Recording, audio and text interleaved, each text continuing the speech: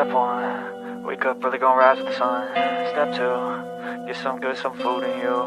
Step 3, think real hard about what you wanna be. Step 4, everybody just do your thing. Wake up, today's gonna be a good day. Wake up, today's gonna be a good day. Wake up, today's gonna be a good day.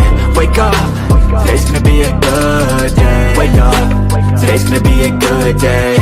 Wake up, today's gonna be a good day. Wake up, today's gonna be a good day. Wake up, today's gonna be a good day. Yo, set your affirmations, aspirations. I got shit to do, the aftermath of preparation.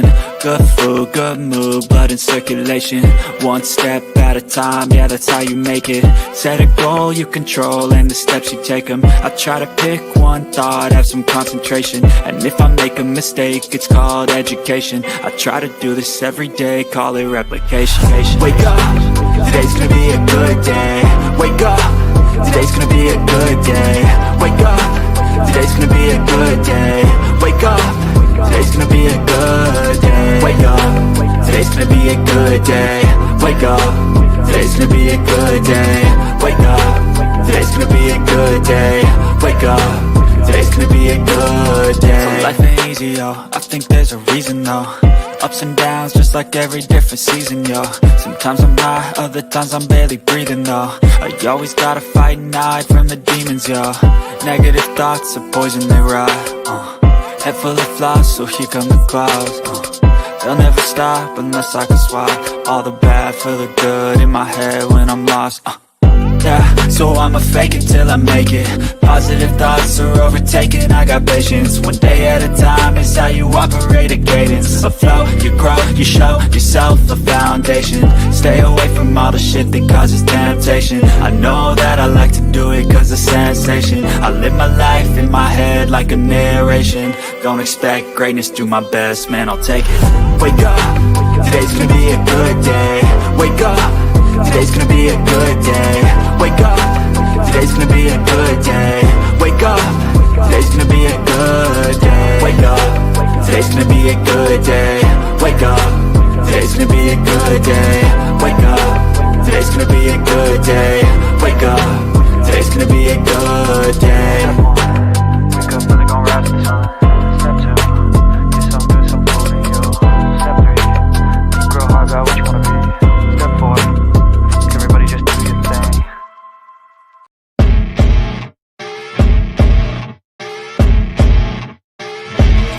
As you wake up in the morning, you want to find the latest, greatest information about criminal cases and have an intuitive conversation about the suspects associated with these cases.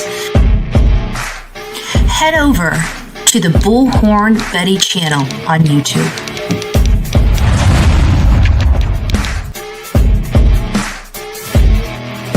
Get breaking news right here on the Bullhorn Betty channel. Welcome to the Bullhorn Betty Coffee Club. Enjoy your stay and enjoy your day.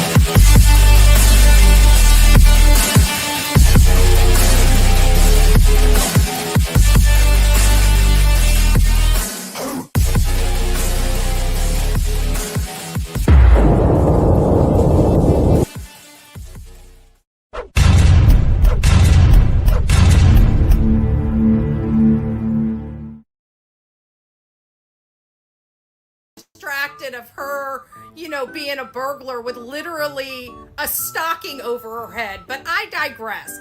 What is going on with the Democrats? I just don't know. We had just recently learned of Shifty Shift and his mortgage fraud. Now we're hearing about Senator Nicole Mitchell. She's now charged with 2 felonies.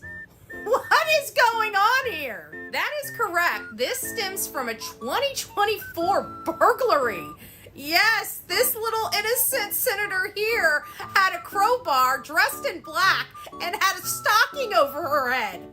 You can't make this shit up. Allegedly, she broke into her stepmom's house to steal her father's ashes, photos, and a flannel jacket that they have been arguing about and her stepmother refusing to turn over.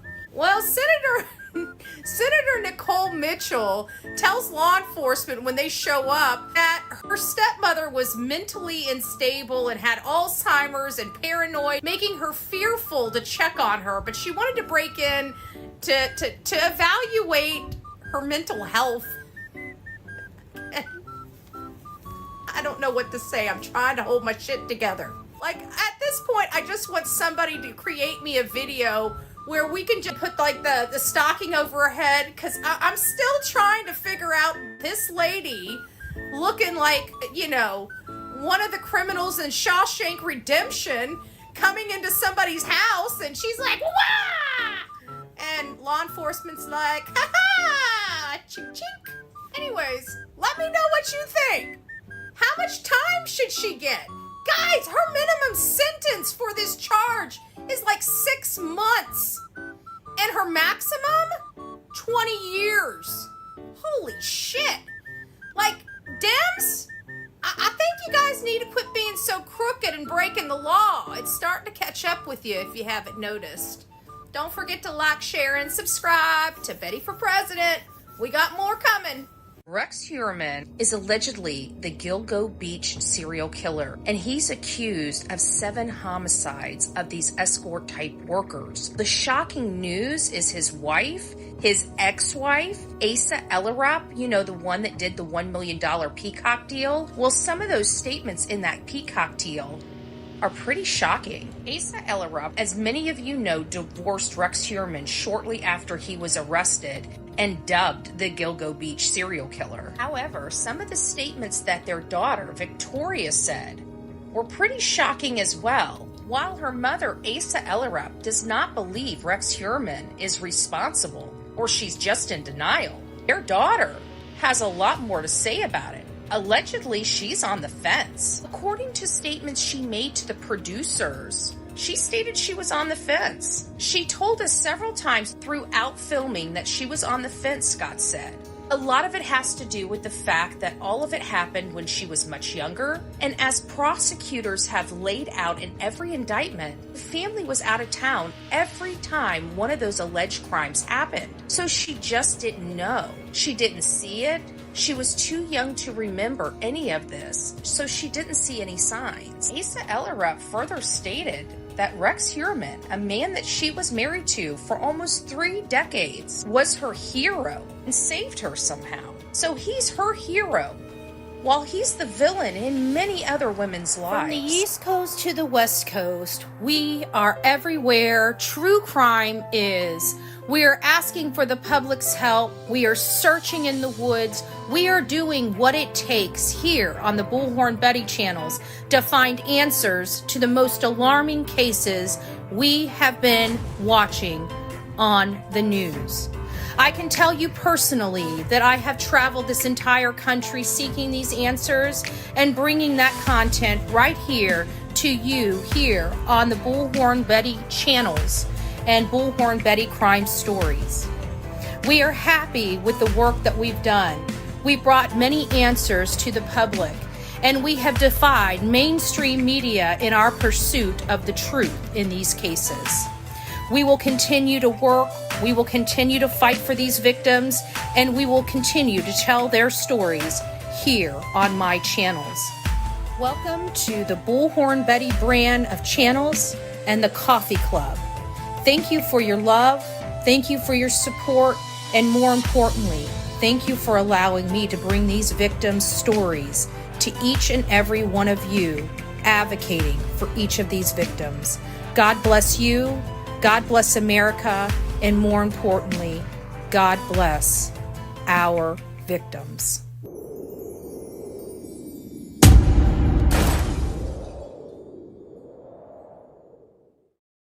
We have breaking news right now coming out of Wisconsin about this graduate student that is missing. This is Elliot Hines, and she was walking home around 3 o'clock in the morning to 3:30 in the morning alone, heading toward her home.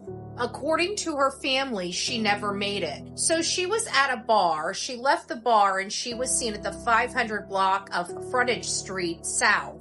And I'm believing that the university may be her home. However, her family is very, very concerned. Nobody has seen her. Nobody has heard from her. And if you notice, it's starting to have some hallmarks of Riley Strain. Look how close her path of travel is to the Mississippi River. Did something happen? Did she take a wrong turn? Or did she meet with foul play? Again, this is Elliot Hines. No one has seen Elliot in days. Her family is completely scared, and she is a local university grad student in La Crosse, Wisconsin. If you have any information, please reach out to law enforcement at your earliest convenience. This is Elliot Hines. Do y'all remember Belinda Gray? Belinda Gray is Lilly and Jack Sullivan's paternal grandmother, their father's mother. Many of you have been following this case since the beginning, much like myself. This is Lilly Sullivan and this is Jack Sullivan. Lilly is 6 years old and Jack only 4 years old. And they disappeared at the same time, which is highly unusual and defies logic. Lilly and Jack disappeared from their trailer in Lansdowne Station, Nova Scotia, Canada, and has not been seen since May 2nd, allegedly. Daniel's mother, Janie McKenzie, has been speaking to local media and discussing what happened the day the children disappeared. Many people like me were kind of suspect in some of the statements that she made. But overall, I believed much of her story, but still feels like she's holding back and hiding certain details that will lead to what happened to Lilly and Jack and where they may be. Now circling back to Belinda Gray, she had some things to say about Janie's statements. Check this out. Let me know what you think. I'm going to go back to Belinda now. After you just said that, Belinda, your thoughts there, what Charmaine said, or anything else you wanted to bring up here? There is one more thing that I did want to bring up. I've had into the group chat there, that private group chat, when I listened to Janie, and I heard a few people say that they thank her very much, and they're sure that I would thank her too for being their grandmother. And I'd have to say it really struck a chord in me that it's really, really hard to put into words. Okay. I see Janie's pain. I believe her pain is real. Her world has been tipped over. I see that. I know that. I do not thank her. I'm sorry. I heard this woman actually complain about Lilly and Jack. I heard this woman say that she didn't need pictures of them because they were living there. I heard this woman say that she doesn't know anything that goes on over in that trailer. She minds her own business. Well, I know CPS was investigating. I've been shown pictures of Jack with black eyes. There's pictures of him with marks on his chin. CPS doesn't come because of learning disabilities. That much I do know. So CPS was there for something else. So no, I do not thank Janie. I'm sorry. But I don't. Thank you. I knew about that. I'm glad you spoke up about that. I just found out about that.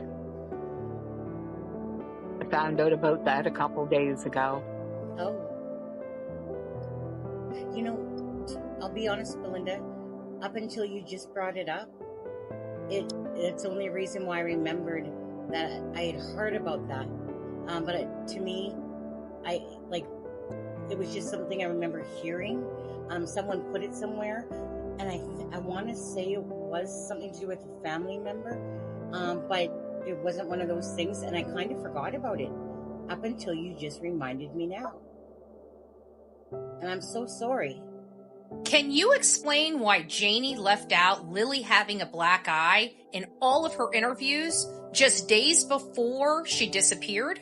According to Daniel Martell, there is some shocking information. That is correct. Last night on It's a Shaming Crime, new revelations came out about the Lilly and Jack case, and they are heartbreaking. Many of you know Lilly and Jack disappeared together on May 2nd and have not been seen or heard from since. They disappeared from Lansdowne Station, Nova Scotia, Canada. It's a Criming Shame, which is a YouTube channel, was discussing the case of Lilly and Jack and their disappearance, and Daniel Martell chimes in when we're hearing about Belinda's statements. Belinda is the paternal grandmother to Lilly and Jack Sullivan and doesn't know what happened to them, but she does believe that they've lost their life. In my last video referencing this case, we discussed some of the statements that Belinda had made in response to Janie's latest interview. Belinda made statements at the end of this live stream referencing Jack having black eyes and her being aware of that situation. I've been shown pictures of Jack with black eyes. There's pictures of him with marks on his chin. CPS doesn't come because of learning disabilities. Well, during this broadcast, Daniel is responding to some of the allegations Belinda made. He states, Lilly is the one that gave Jack the black eye. And he further says, believe it or not, Lilly had a black eye from Wednesday, 2 days before the disappearance. A Tonka truck swung up and hit her in the face at Patty's house. She pushed down on it when it was going around on the floor. Patty's to do laundry. They didn't get home till 10 o'clock. The reason I know is my dog barked and let me know. I opened up my door. I said to Daniel, I said, you're getting home kind of late, aren't you? He said, I would have been home a lot earlier. Thursday morning, they didn't go to school. I heard they went to town. I don't know where they went. I don't know what they bought.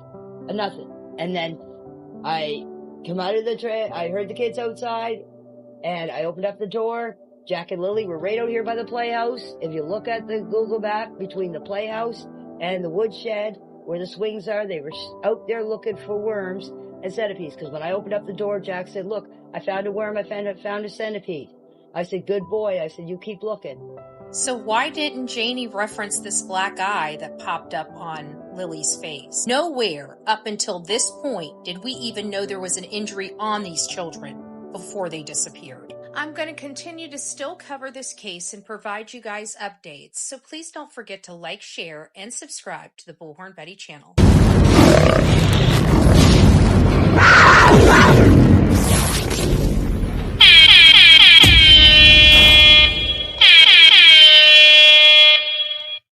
Well, hey, my beautiful coffee club. You are some beautiful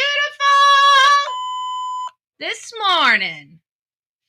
It's nice to see you. Melanie first, or say good morning to Betty and Delilah, and of course, Chat.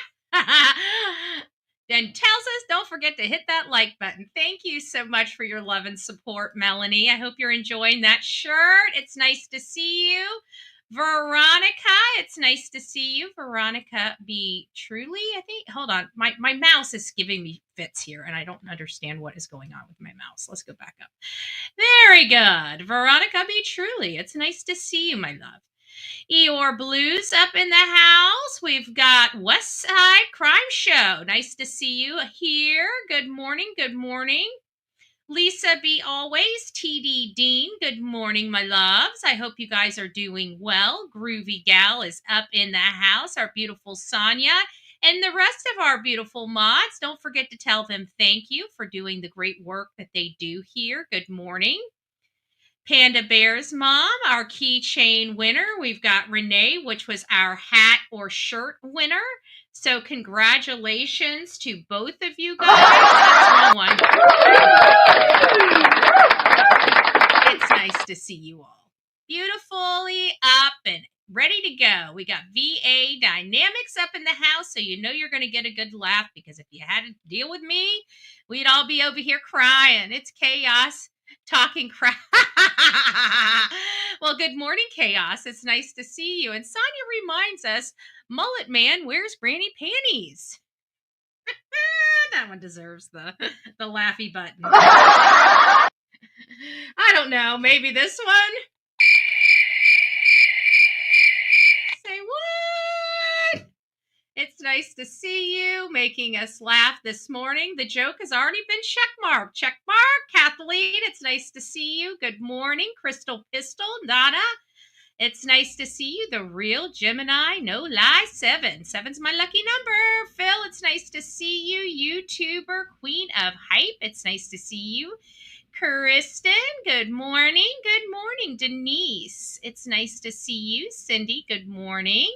Grave Crime with Grace is up in the chat, blessing us with her presence this morning. Our beautiful Melanie, reminding everybody to have a great morning to the mods, Chats, and Delilah, and showing some love to BHB. Thank you so much. We've got Detective Whiskers up in the house. Good morning, my love. I hope you are doing well. Our beautiful Pebbles, if I didn't get a chance to say good morning to you yet. Danielle, it's nice to see you. Daniel, it's nice to see you. Good morning. Panda Bear's mom. Well, wouldn't you know, the spot behind me right here is for you. It's for you. We're just going to be just advocating a little bit about Devlyn this morning. We got another missing youngster, as you guys saw in the intro video, Elliot Hines. Very concerning situation there in Wisconsin, and we're going to try to advocate for her as well. West Virginia Holla Girl, Christy, it's nice to see you. Good morning. We've got Donna saying good morning. Thank you, my love. Thank you, thank you. Who else do we have? I think I said hi to all of you guys so far. Joni, it's nice to see you. Good morning, Pearl. Little Orange Man, good morning. And we all know that Outer Banks will be late, as always. So we'll wait for her beautiful presence. Thank you. Saying thank you, BHB, Amazing Mods, Coffee Club, for the avocation of so many victims. Too many victims. I wish I didn't have this job. It's something that I'm good at. It's something I'm passionate about. It goes right with, all the other stuff that I was doing prior to getting involved in true crime. I was always a political activist. Obviously, we need some new and tougher laws. I see a need.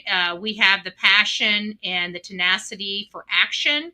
And so here we are, 5 years later. Welcome to the Bullhorn Betty Shit Show. I'm just joking. We kind of run in like, yeah, baby.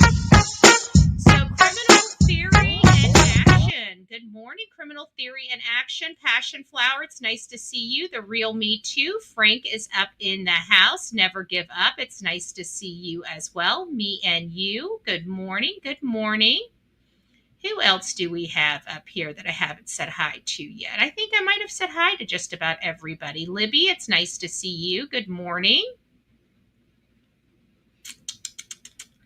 If Missy Motormouth, Rebecca, it's nice to see you. Good morning. Good morning, Unicorn. It's nice to see you, my love. I hope you're doing well.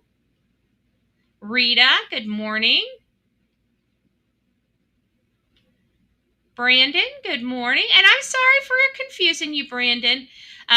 So we'll get into the whole Mickey Shell. It's nice to see you, but thank you for reaching out so I had an opportunity to clarify. I appreciate that. If you ever have any questions or, or even a correction, because he was reaching out to me to help, get me to understand a location and stuff like that. I think it was just the way I had said that. There's chaos. Chris Proudfoot. Hashtag Chris Proudfoot wears his mommy's Depends. And of course. Hopefully you guys can hear it. I don't know anymore. I'm on StreamYard. Archaholic, it's nice to see you. Good morning. Good morning, Faye. Oh, I am Team Summer. Well, looky. Well, I hope you are doing well. I really do. It's been a little minute. God bless you. I'm glad to see you. I'm glad to see your name up in the chat.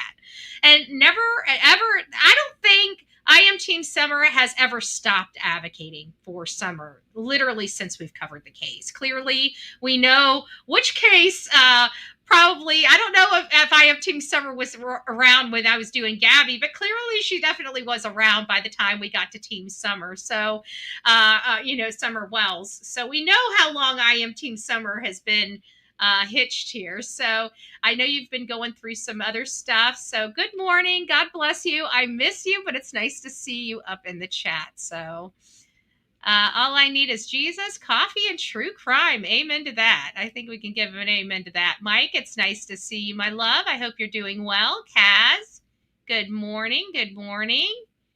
If I SRK, it's nice to see you, my love. Everybody, look at that. We're all a little. I am Team Summer. It's nice to see you. We've been getting jiggy with it without you. Robin, it's nice to see you. Good morning, Paula. I see Paula in here. Jojo, it's nice to see you. If I missed anybody, I am truly, truly blue. It's nice to see you. I am truly, truly sorry. Good morning to everyone. I'm Bullhorn Betty. I cover true crime.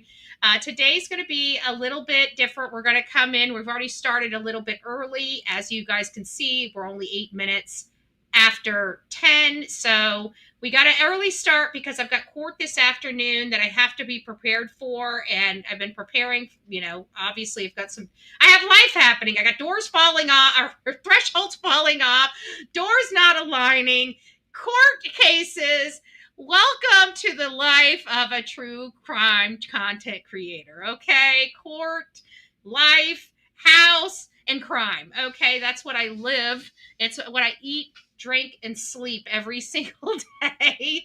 So we're going to do our best today and try to get done in a couple hours, give or take. We've got a lot to go over this morning. We're going to be diving in just a tad bit, Reader's Digest version of Devlyn Tait. I'm hoping to have some freed up time to dive into this case a little bit deeper, but I haven't gotten there yet. This is a boy that disappeared. He was 19 years old or 18 years old at the time. He disappeared from Lake Odessa, Michigan. There's some weird stuff that I'm not really liking over my cursory review of this case, like some of the statements. He went to a store, picked up some groceries, came back to the house. Obviously, he has some type of autism. He's on the spectrum. And his brother says that he is heading to Arizona for whatever reason. And it's like, this kid is autistic. This kid most likely doesn't have a vehicle, probably walks. Like, how is he planning on getting to Arizona?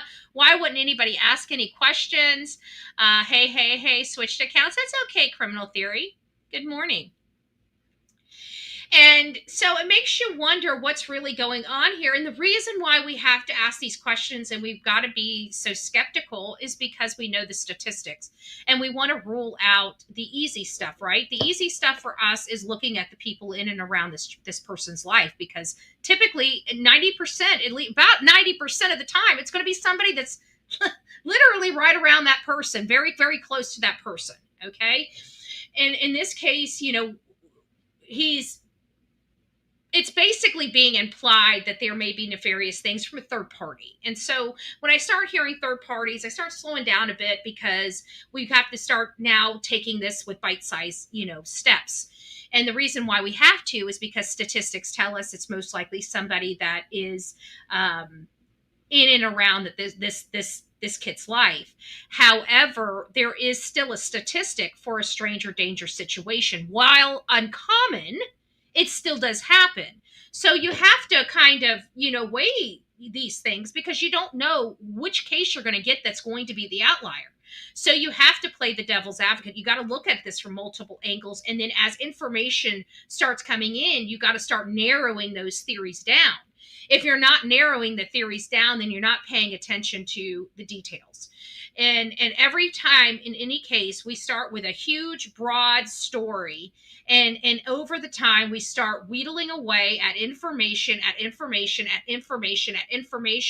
And so eventually we get into this area where, while we may not have the full picture, the full story, or all the evidence, we now have a crystal clear picture, no pun intended, for us to look at.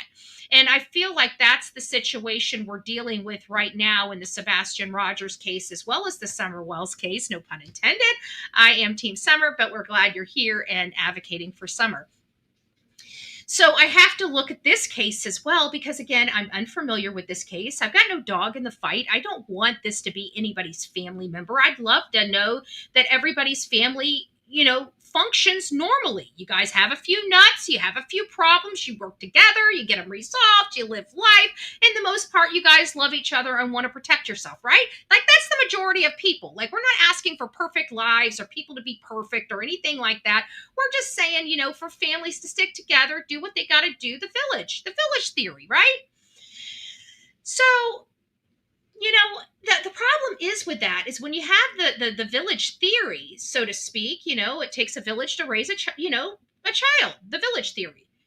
You got your families, but with families and any personal relationship, a very, very, intimacy does not necessarily mean the big old S word. Okay. You could have an intimate relationship with parents, friends, co-workers. It means that you open up to them. Okay.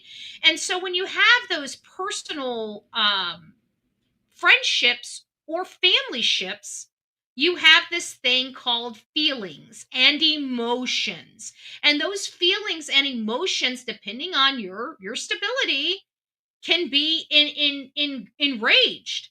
And those are the types of things that happen in passion, type of situations.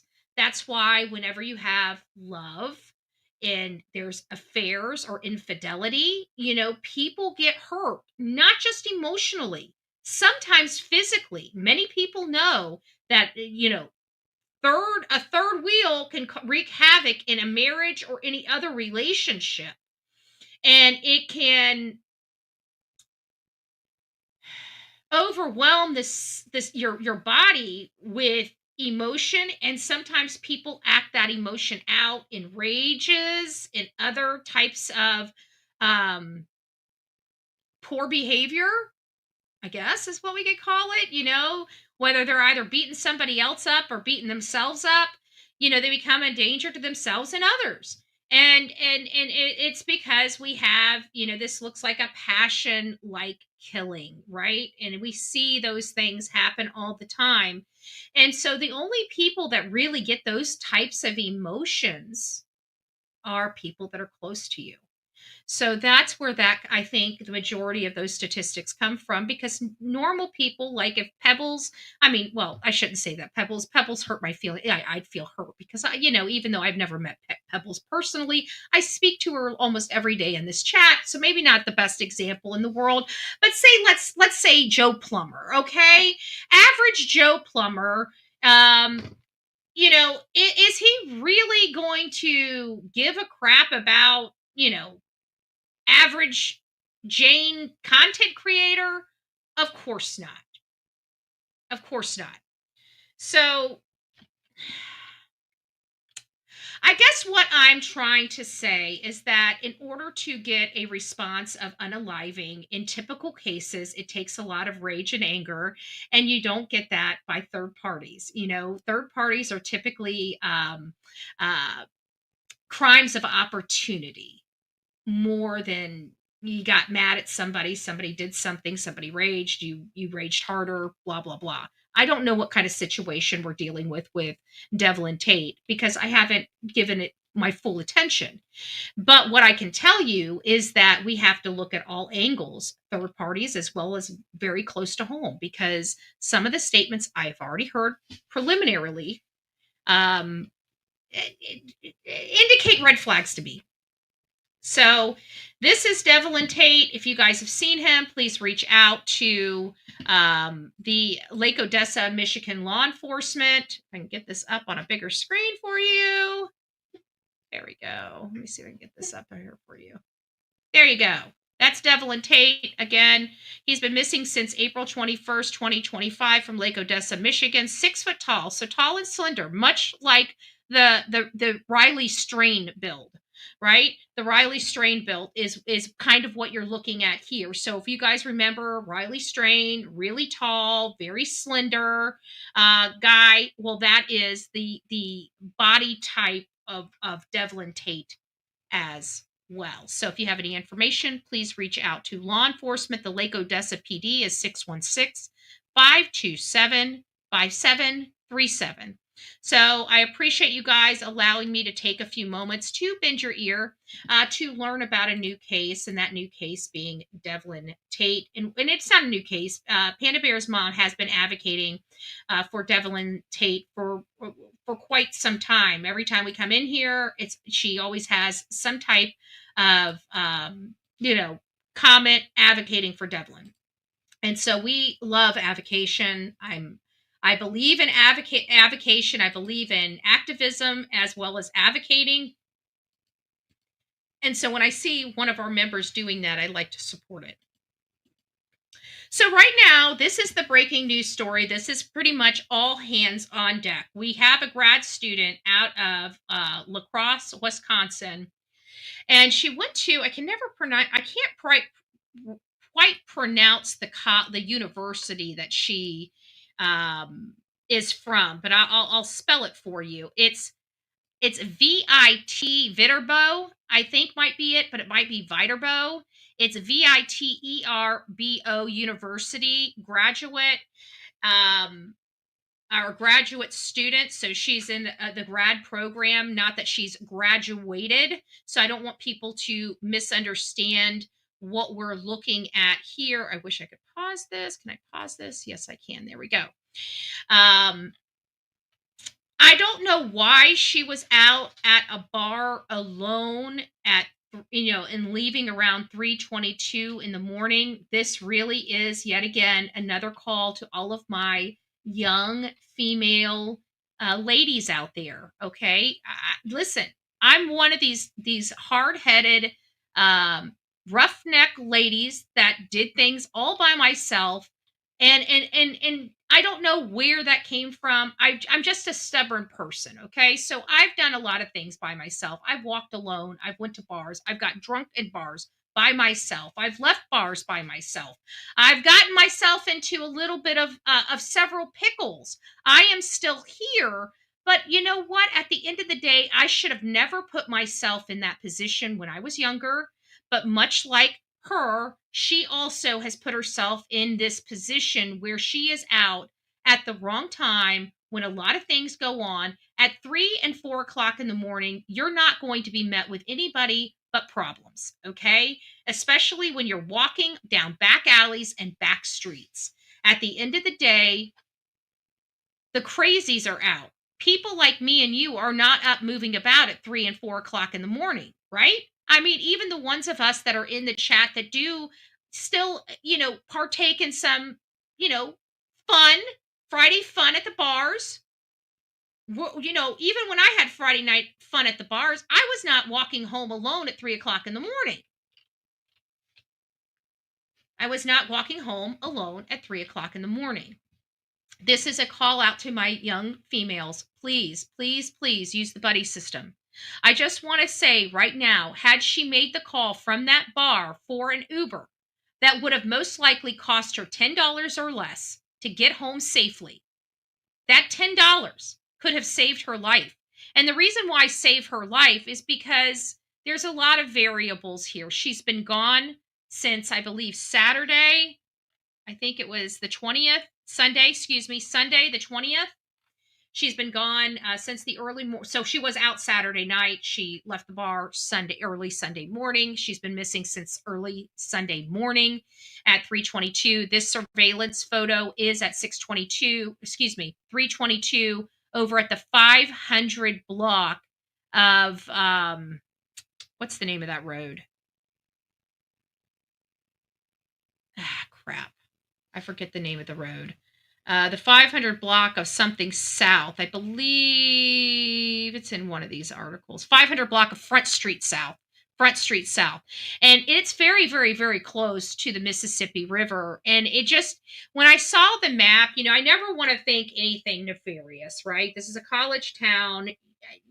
People should be able to walk down the street in the middle of the night without being in fear of getting yoked up off the street. Okay. Can we all agree with that? That we should be able to walk on any street we darn well want at any time, day and night, and we should feel safe. Sorry, we should. So I'm looking at this area now. Of course, this is kind of, they have a lot of little bars here in and around this general area, some restaurants, other things like that. So I'm looking at this. We don't have footage of her. If anybody knows of any type of things that we can use, like with Kaylee Gonzalez, Twitch accounts, was there any type of grub truck type surveillance that we can get a hold of? If anybody can think of anything out of the box, if you're in La Crosse, Wisconsin, if you know of certain things that we might be able to look at that might be able to help provide us some information or evidence on this. We're not really hearing much from law enforcement at this point. In Riley Strain's case, we had a good idea about this point where they believe that he went missing.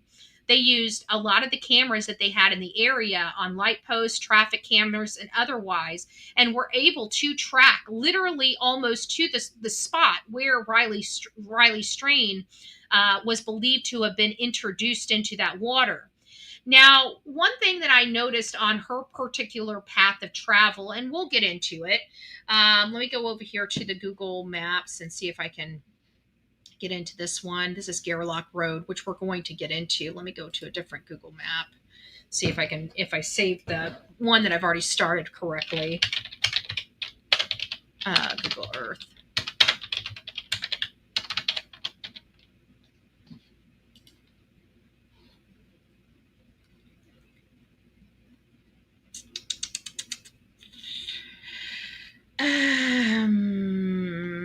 Elliot Hines. Okay, good. It did save. I love that. I love when it works out like that. But I might have done this on here too. So let's go to Elliot Hines. At least I thought I had it. Hold on.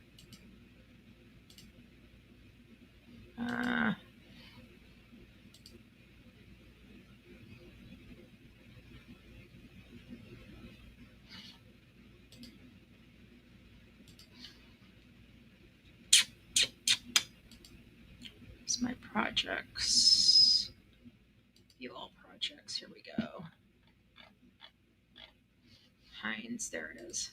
That's the one I need. So I wanted to show you this.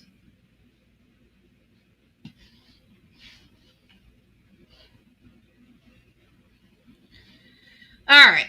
So this is kind of the map. Yeah.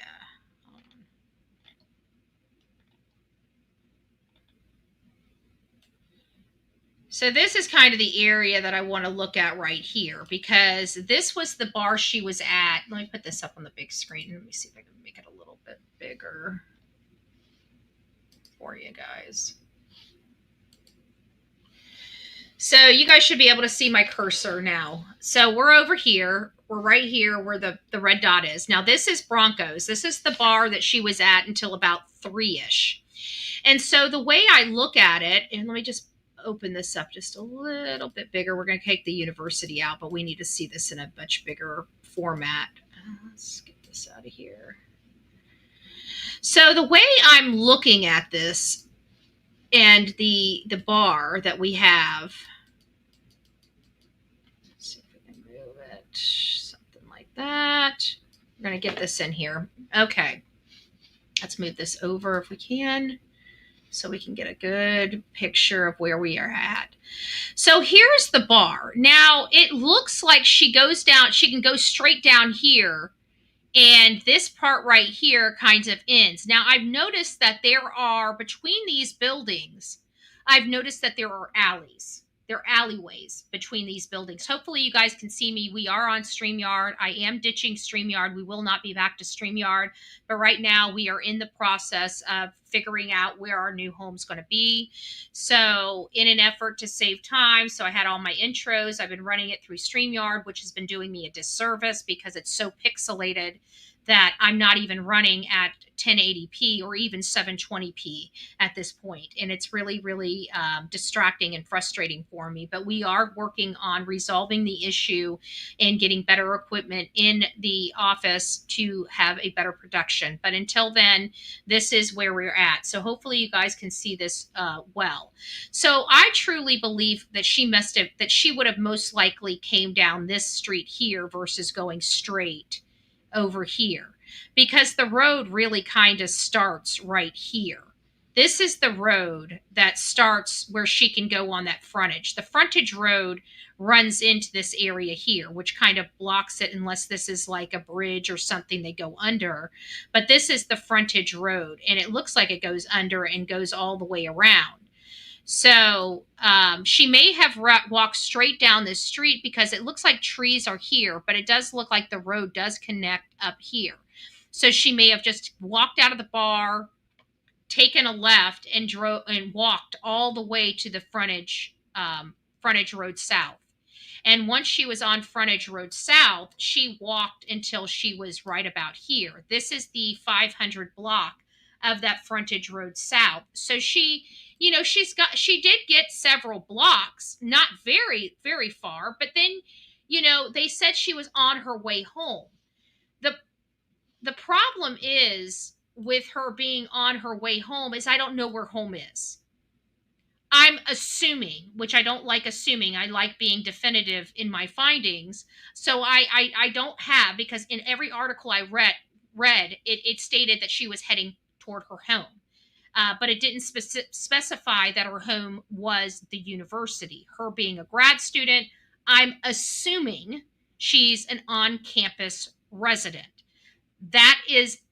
Those are poor, I'd like, again, to have more information before I have to assume, but I have to assume certain aspects of this to find out which path of travel she was heading. It appears that she is truly heading toward at least the direction of this university.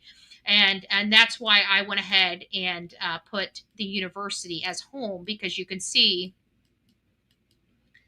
pull this up, there is the situation. So we have from here to here, as you can see, it doesn't appear to be very far, but it appears to be very far over here. And I don't think it's really that far. I'm not sure. Let's see what the distance is from here to here. Oops. Yeah.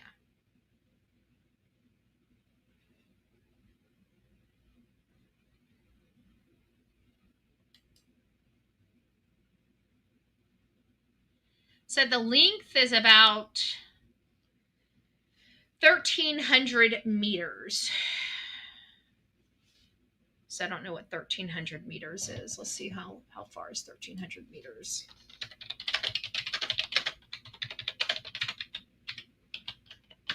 .3 miles. So that was a long walk. I mean, you're still looking at a 20-minute walk.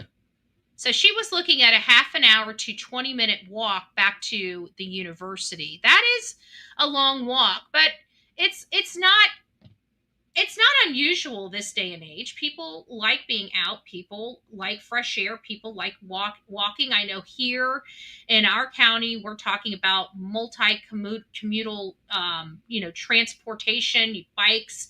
We have bike paths, walk paths, all kinds of stuff around here to help people move around the county with ease without having to use vehicles to keep some of the traffic off the road if they so choose. Some people may enjoy riding a bike to work as opposed to going out in their car and getting in the traffic.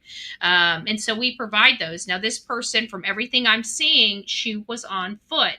So she would have had to walk, almost 2 miles alone to her university if she was staying at the university. She might be staying at a house in between this area and the university and just attending the university. Again, those details are unclear to me when I was researching this case last night. I haven't done really that much research this morning other than to check to see if she's still missing. She is still missing. She still has not been found.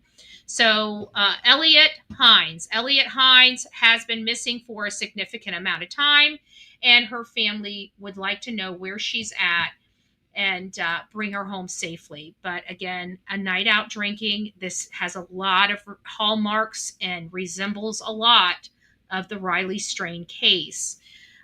I'm not seeing this area, swooping up a whole lot of women walking. So she might be in that river if she was that intoxicated. We don't know. We're not seeing videos. We need videos to be pouring in from the community. If you guys have any video surveillance about her whereabouts, please send it over to the Bullhorn Betty channel after you have sent it over to law enforcement, so we can review that and try to help find out where this young lady is and help bring some answers and bring her home to her family. All right, guys, thanks for allowing me to bend your ear on this particular case as well. Now we're going to move to Nova Scotia, Lansdowne Station, Nova Scotia, and there are several things that I wanted to bring up that I haven't been able to, because we are in the process of trying out different streaming apps, and I realize that some of the streaming services don't really want to give you full carte blanche, even for a one day trial. Like, they just want you to either way, I'm not paying for something unless I like it and I can try it. And if they don't want to give a true trial for somebody that really wants to use service and just wants to see what each platform has to offer, if they're unwilling to do that, I'm going to be bypassing them. We're not even going to take into consideration. I am looking at another one, and I probably am going to try one this afternoon after court. So I'll give you guys some updates on what happened in court from the new. So it'll give me an ability to, if it does cut me off in an hour, it's not going to be a big deal. So we'll try the new software out, see how well it handles this afternoon, and see if it's something that we like. It sounds like they got the bit rate adjusted on that. I don't know what's going on with StreamYard. When I first started with StreamYard, I literally had 0 problems. And they tried to fix something that wasn't broken. And ever since then, I've had nothing but problems. And then they jacked up the rate to this god-awful amount of money. And I don't understand what was wrong with the original program.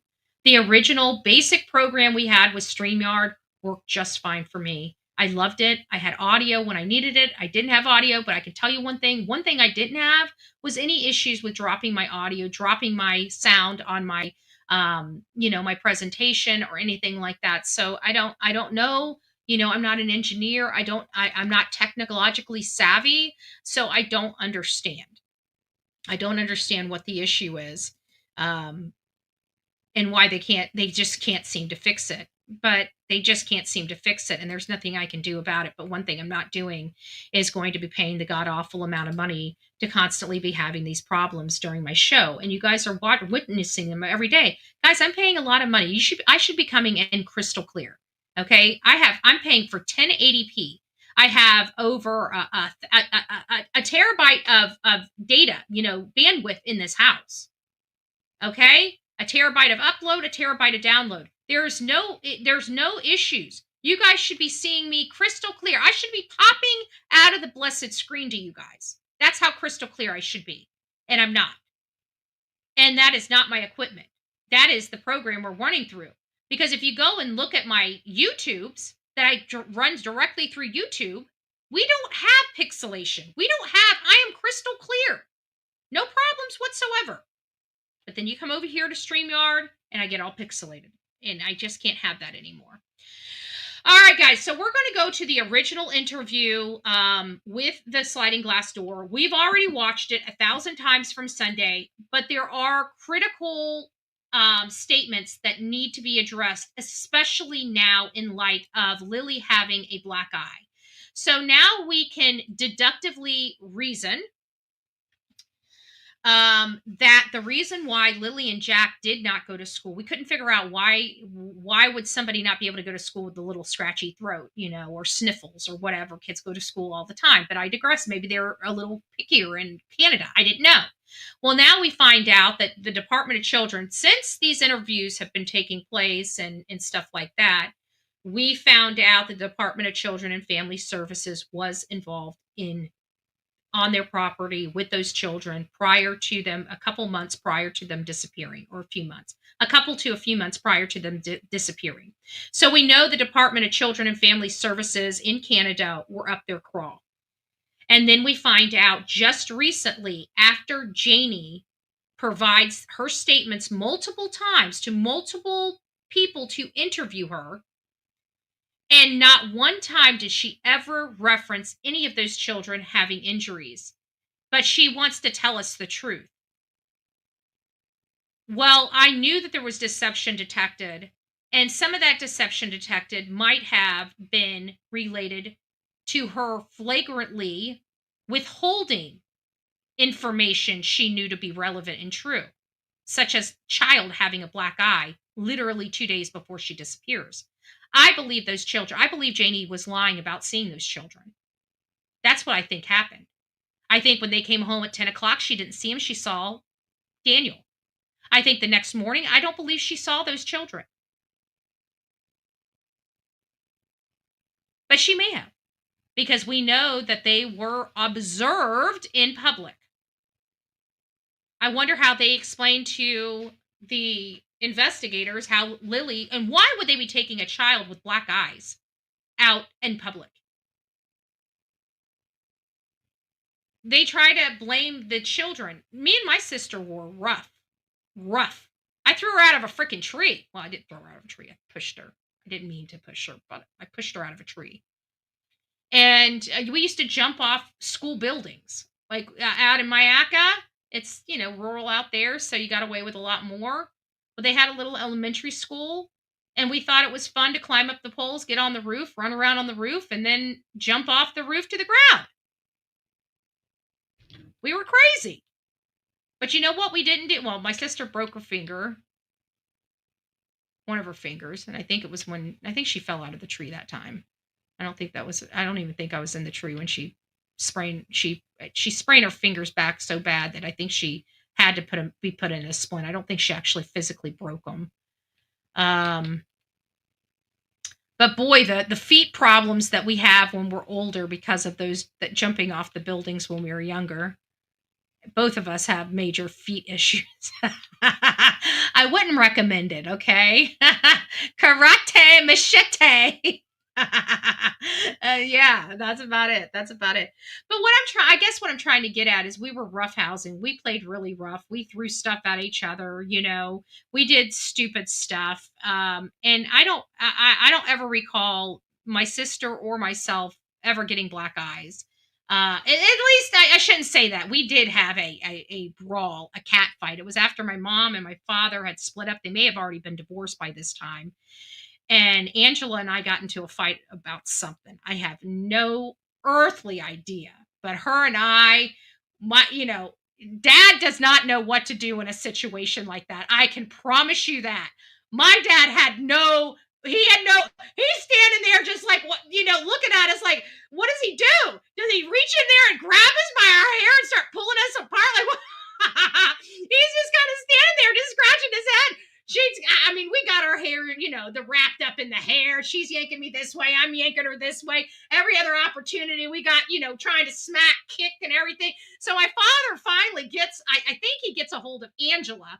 And so he kind of bear hugs her while she's got my hair in her hand. And then she just kicks me like right off in the eye. I think I can't remember which eye it is. I think it's this eye. It's whatever one droops. And she kicks me right in my eye. Okay, with her foot in a shoe. Boom! Right in the eye. Okay? Oh, we could fight. I don't even remember how old we were. I think we were like between 14 and 16 years old at this time. We were teenagers, okay? And there were clumps of hair. Like it looked like tumbleweed rolling in the house. So I think if I recall correctly, now this is going back years, okay, guys, almost 30 years ago. I can't believe I'm old enough to say that, but it's been a while. So my stuff is a little foggy, but I remember this. And I remember she kicked me slap dead in my eye, and I remember getting up and I just shoved her face, And Dad's like, "What the fuck is wrong with you, kid?" You guys should know better. I can't even remember what he said. I can't even remember what he said, but he was angry. He was angry. He's holding her. I got her still by her hair. My eye's all red from her foot in my eye. But the bottom line is that I didn't get a black eye. I got kicked in my eye with a freaking shoe. Okay? And trust me, my sister was angry. Okay? So it hurt. It hurt. But I didn't get a black eye. So some people bruise, like my sister Angela, by the time we were done, she had some kind of blood thing where you touch her, like anemic. And we knew about it younger, but it's like you could touch her and by the afternoon she'd have a bruise. So she was kind of, she had some signs on her, but for me, I had a bunch of red marks that were welts and, a swollen eye, but not a black eye. But we're hearing that Lily had a black eye. And the story that's being released as to why Lily had this black eye is because she was on the floor playing with a Tonka truck. And the Tonka truck came up off the floor and smacked her in the face and gave her a black eye. That's the story that he wants us to believe. So, who wants to smack me in the face with a Tonka truck? Okay, hey, channel, stand back. This is for my audience and my audience only. Okay? Who wants to smack me in the face with a Tonka truck? We have to, check these theories out. I am absolutely crucial and critical in my fact-finding process. That means if we have a 150-pound body that we need to carry, then we need to go get some bags of sugar, okay? We need to see how difficult this is. All right, we got a child with a Tonka truck black eye. So I want somebody to smack me in the face with a flippin' Tonka truck. It's in a controlled environment. I don't want to be walking down the road and eat a Tonka truck, okay, folks? I'm just saying. It has to be in the ring. It has to be in the ring, folks. Look at who raised her hand. I'm shocked. I'm shocked, Sonia. I am absolutely shocked in your behavior this morning. I slapped Betty and I liked it. As much as my cherry chapstick. I should stop.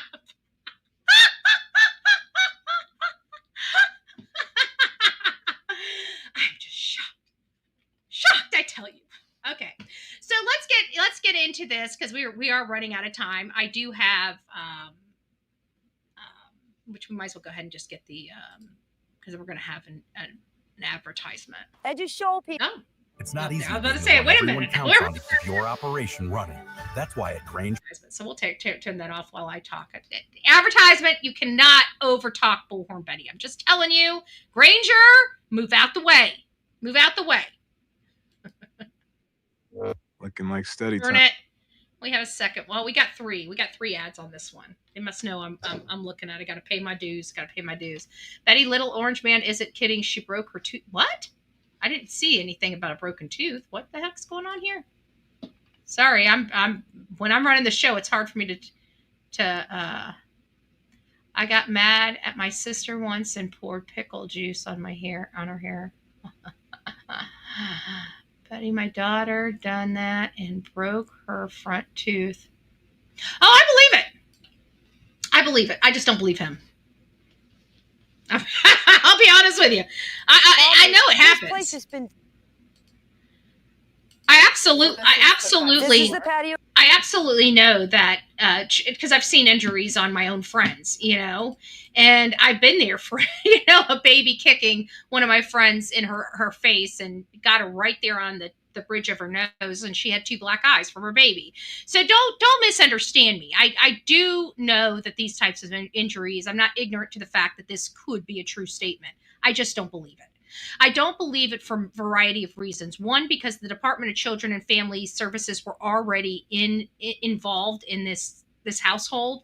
2, we actually physically have photos of Jack displaying a black eye.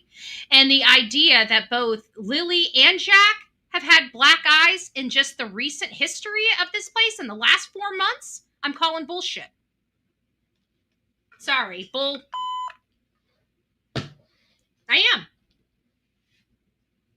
Because children just don't. Maybe having a situation like that may happen once in a child's upbringing, right? You have a baby, you don't move your head very quickly, boom, you've got a black eye, you got to explain the hubby ain't beating you at home. It really is your child, and no, you didn't fall into a door handle. Your child just, bum kicked you right in your nose, or head butted you. That's another one, is a child had come back. That was the one. Actually, I think that's what happened. It was the headbutt. That's what gave her the black eyes.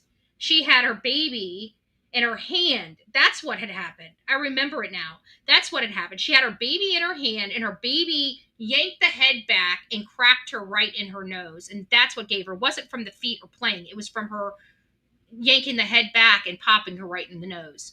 So we do know that injuries do exist and do happen when raising children. They're unavoidable. I mean, children fall. Children, you pray to God that you keep them low to the ground. You take all the sharp cornered stuff and either put diapers over the sharp corners, or you change your furniture with more rounded corners that are not going to pierce your child in any way, shape, or form. I just don't believe it. I don't believe it. We were rough kids. And I know that you can injure yourself. I just don't believe it. He blamed the first black eye on Lily that Jack had. And now he's blaming the Tonka trunk for why Lily. And not only that, but why did they go to school? If it was just an injury from a toy, why did they call the kids in sick?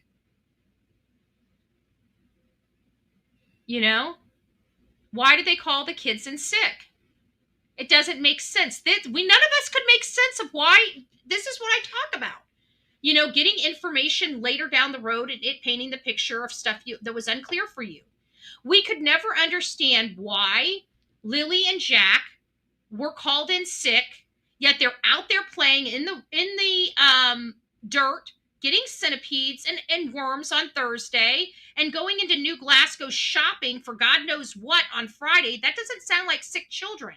And many people question that over and over again. Why were they called in sick? Why were they called in sick? And now we find out that Lily got a black eye on Wednesday. Wow. Now we know why Thursday they didn't go to school. And I guarantee that black eye still wasn't gone by Friday. Malehya's probably freaking out, screaming at him, knowing that they're probably going to come in there and take those children now that they've been injured a second time in this short amount of time. Bada bing, bada boom. You've got a huge fight. Grandma's in her trailer because, again, she doesn't want to be bothered. She minds her own business. We've heard her even say that in the end of this interview. She just wants to be left alone. Live her little, simple, happy life, not bothered by anybody. I believe that. I believe it just like that. Exactly like that. She does not want to be bothered. Even the way she treated Jack that morning, many people look past it. Keep looking there, little boy. She seemed like she didn't even really want to be bothered by him showing a worm. So, I don't know. We're about to review this all over again. This particular, because I've got a lot to say. Not one time in this entire interview or any interview that has been given so far, has anybody talked about Lily having a black eye.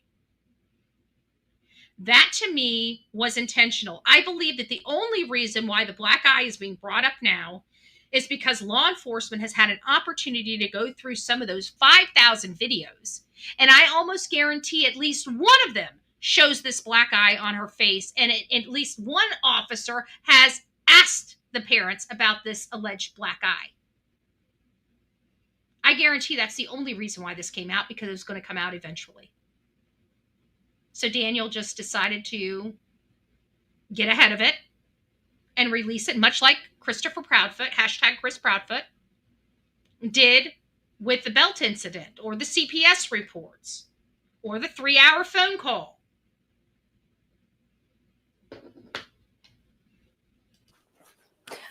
I get up,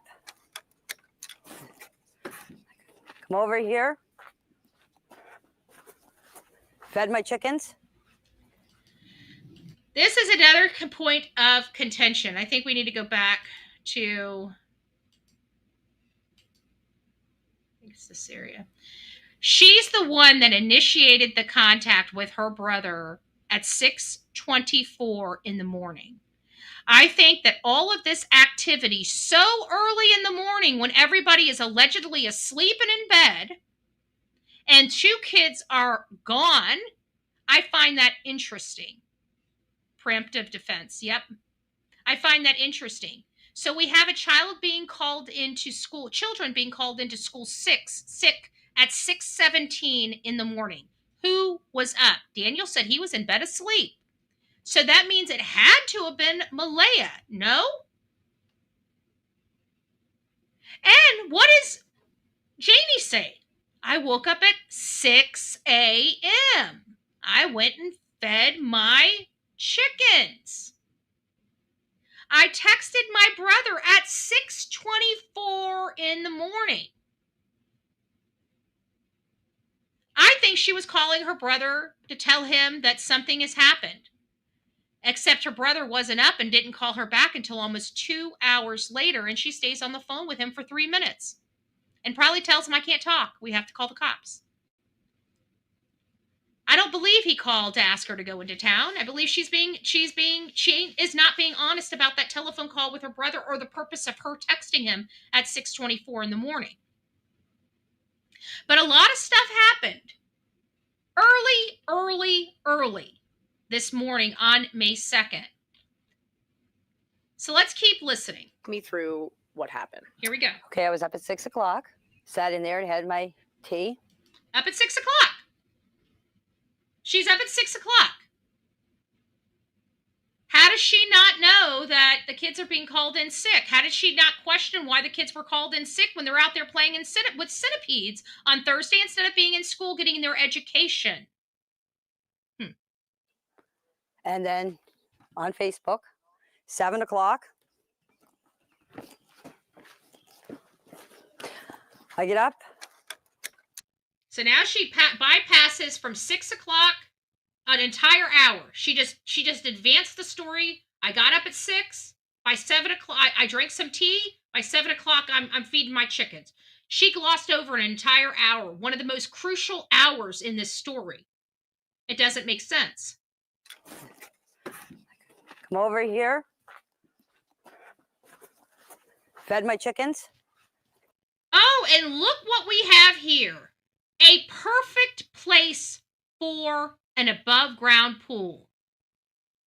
Kind of interesting that they weren't planning on putting the pool into the area that had the fence, but rather the area that was the driveway they had access to anyone and everyone to come drown in a pool. Temporal Laguna. Lacuna. It's not Laguna. It's Lacuna. Lakai. What is it? Hold on. Let me look it up. Hold on a second. Let me see what we got here. I know it's up here. We got some leakage in here. Word and phrases. I think words and phrases are going to be something that is interesting in this. And I do think, spotting a hoax. Let's read this card from the deception detective related to spotting a hoax. Extraordinary claims require extraordinary evidence. When evaluating a story that seems implausible, consider the possibility of a hoax is crucial. Liars, knowing their story may not be believed, might overreact or fabricate evidence to seem more convincing. Like the children being up that morning, her hearing them but not seeing them. Conclusiveness. Does the speaker express certainty about what happened despite limited evidence? I think that's a factor in this. Good morning, Tracy. It's nice to see you, love. Reticence? Are they reluctant to present their evidence? We haven't seen anything. We haven't seen any purchase of any receipts for this pool that's purchased. Why are they compacting the ground when they're not prepared to set up the pool right then and there? Does that make sense to anybody? Because I tell you, I'm not preparing the yard unless I've got something to put on it. Because why am I going to prepare something and then let it sit and let rain and other things ruin the area and then have to redo all the work all over again? Doesn't make sense to me. Emotionality. Is there mismatch between the display of emotion and the emotions reporting their accounts? Interesting. And vagueness. So this is all encapsulated in this one. Vagueness. Is the story unusually vague for the subject matter? What did she do from 6 to 7? What was going on around the house from 6 to 7? What did she hear from 6 to 7? She made it very clear that her walls are paper thin and she can hear everything. But yet she doesn't say what she heard. She only says, I heard Lilly and Jack. Very vague. What were they saying? I don't know. Does it sound like they were very close to the camper then? If they're right outside by those swings, then from that camper, she should be able to hear every word that they say according to her own statement. Yet this morning she said she heard them, but didn't know what they said until it went silent. I think she lied about all of that.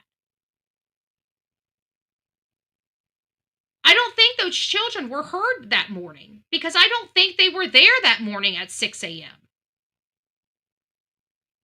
I'm starting not to believe that they were there at 6 a.m. So I think spotting a hoax is relevant here as well. And let me find the one that we were talking about. Hold on. Recognizing missing information. There's a lot of missing information in there, no? Okay. Hold on.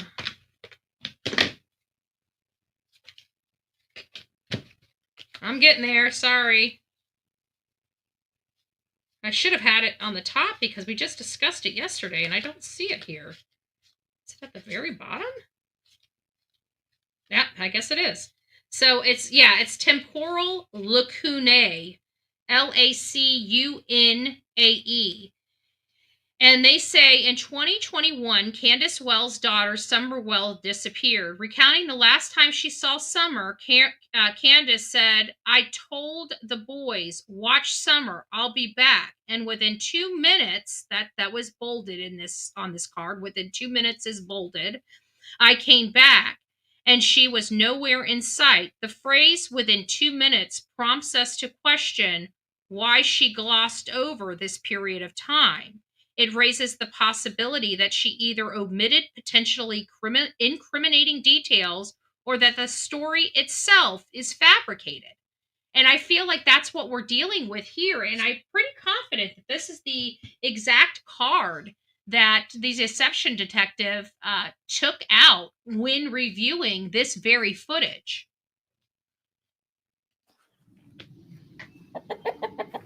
My brother Ron called me at 8:48 and asked me if I wanted to go to town with him. 8:48.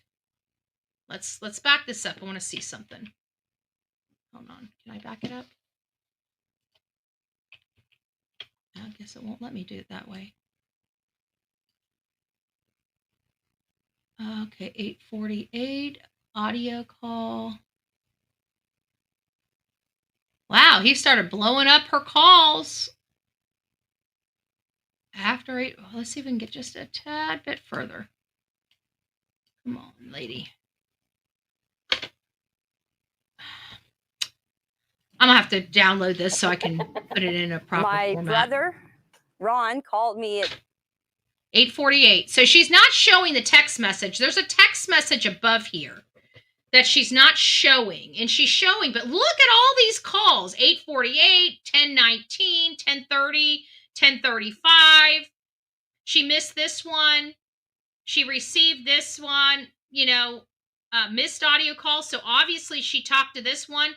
So she spoke to him for 3 minutes at 8:48. She spoke to him for another minute and 2 seconds at 10:19. I think that's pretty important because I believe that's right at the time law enforcement gets there. These calls are very interesting to me. And then they call back in another 11 minutes and then call back in another 5 minutes. What? So they're constantly, her and her brother are constantly going. I wonder if this is usual behavior between her and her brother on a daily basis. But this is pretty interesting. We probably should capture this. Let me go ahead and screen capture this. Give me just a second. We're going to need this. Screen capture that. That's going to have to go into the file because that's actual physical evidence right there of a call log. We need to keep that. No? Save. We want to put it in Lilly and Jack's folder. Give me just a second. I want to make sure this is in Lilly and Jack's folder.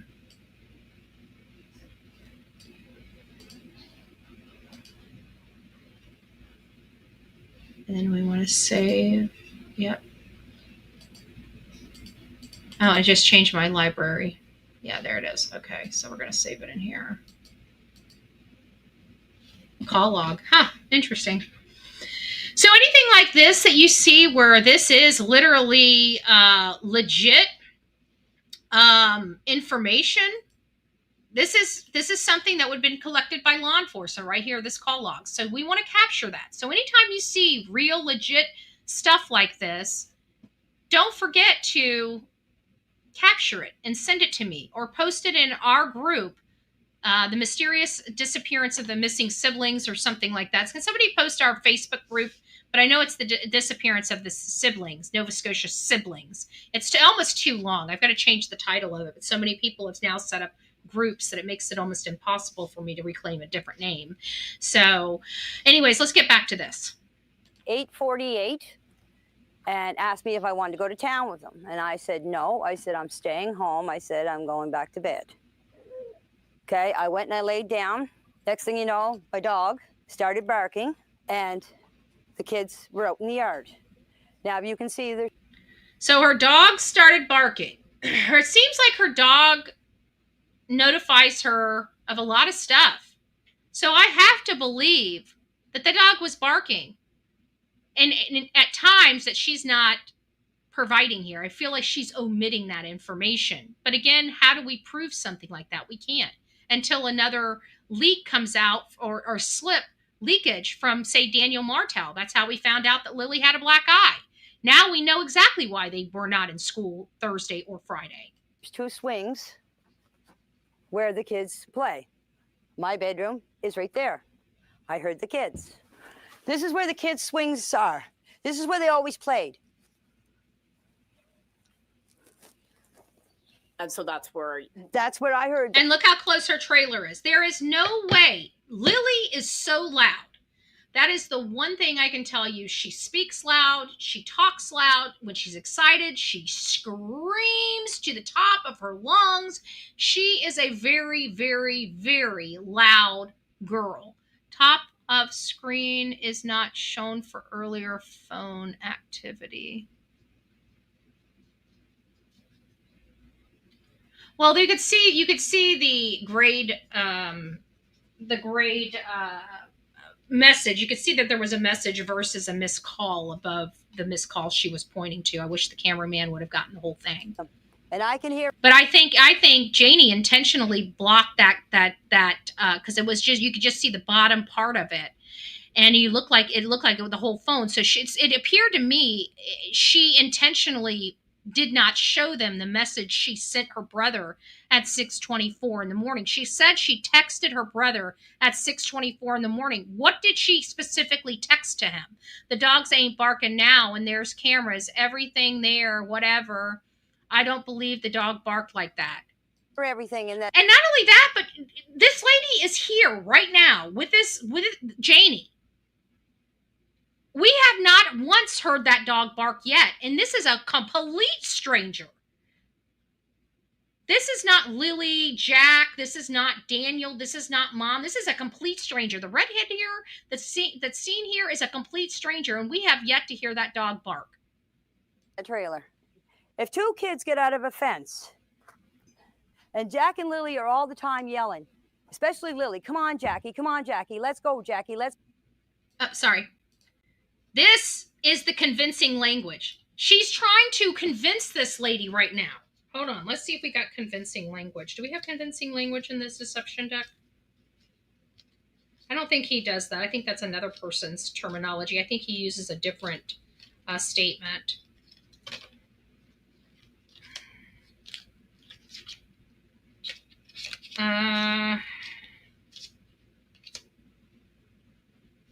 Yeah, I don't know. I think he calls it something different.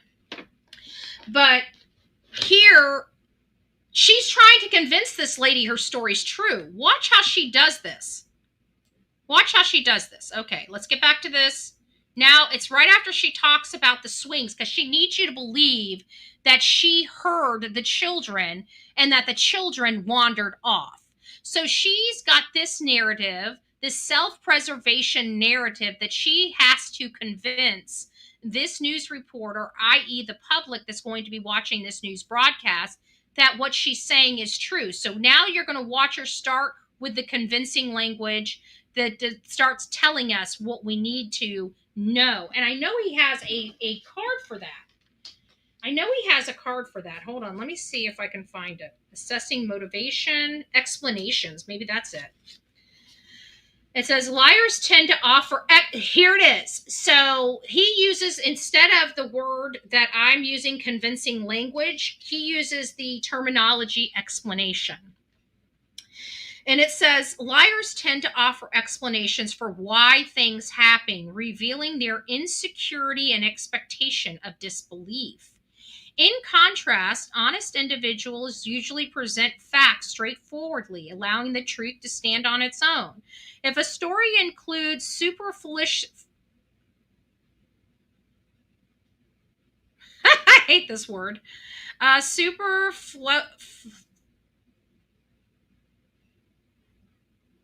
Superfluous explanation. I know I'm pronouncing that wrong. It doesn't sound right to me. It's not flowing well.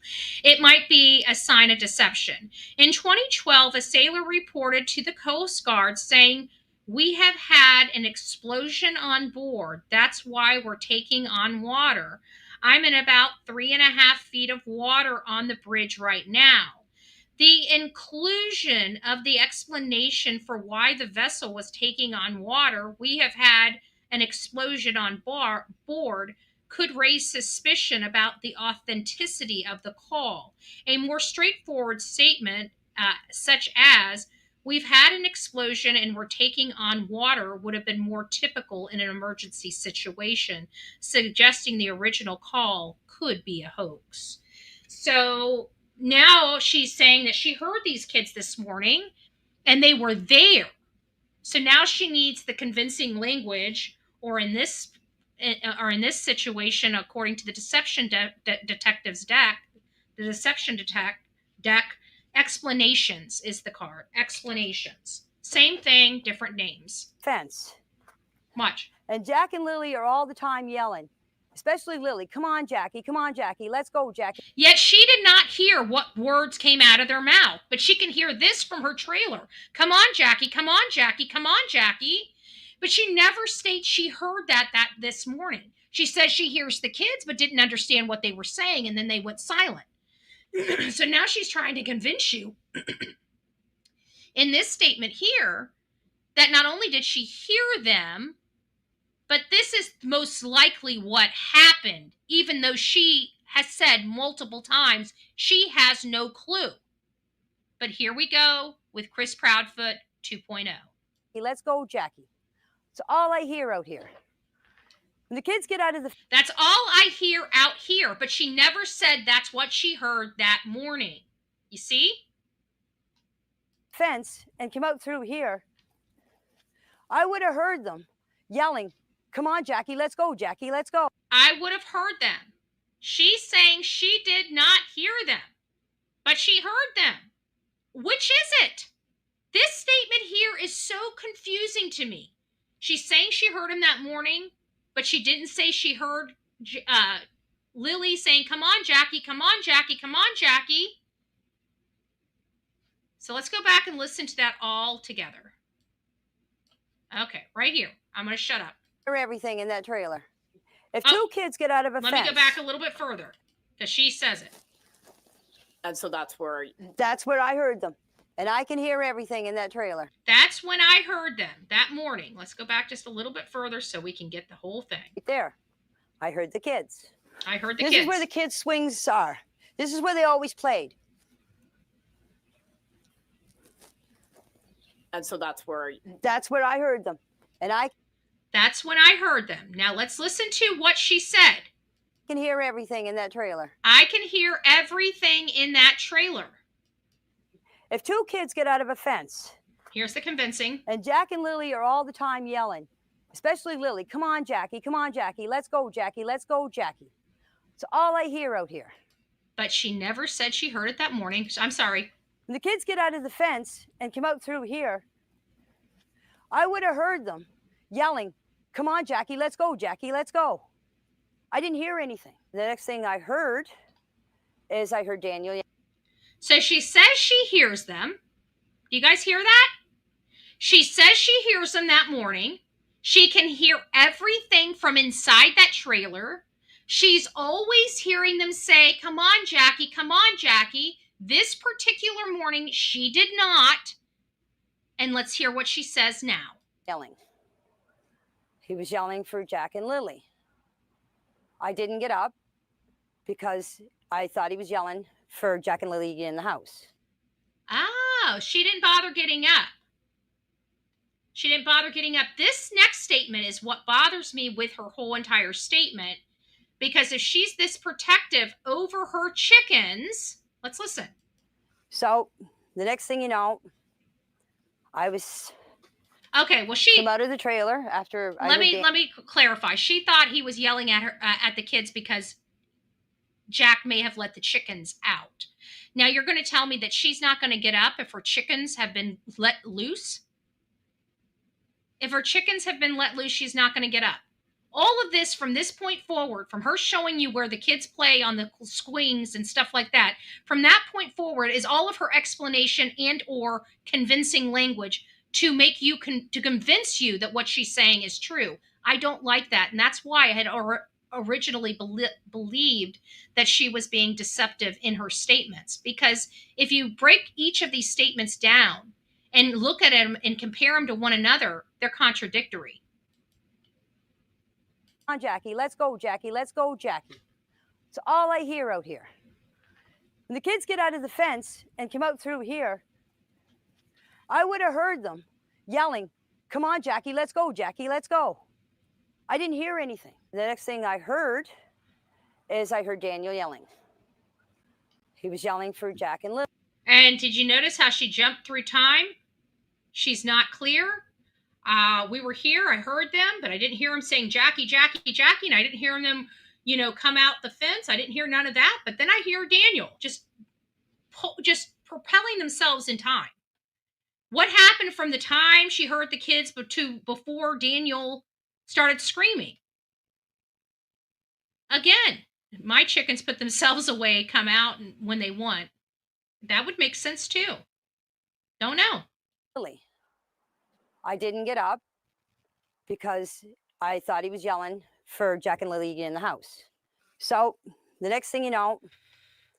Did you notice that her story has changed? We do have the one where she says that she believes Lily and that Jack may have let her chickens out, that's why he was yelling. Now she says it's because I believe he was trying to call them into the house, which I don't believe. Again, not buying it. I came out of the trailer after I heard Daniel, about, I'd say 10 minutes after I heard him, I come out of the trailer. I opened up the door, was standing here. Malehya was standing